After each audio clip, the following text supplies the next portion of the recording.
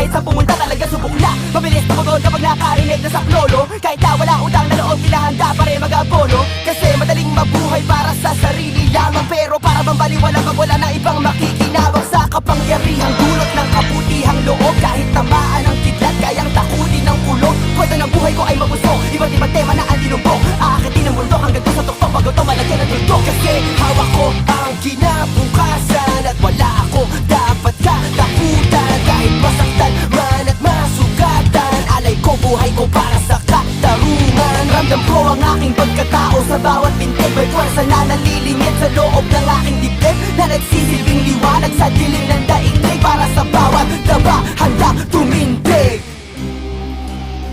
Kahit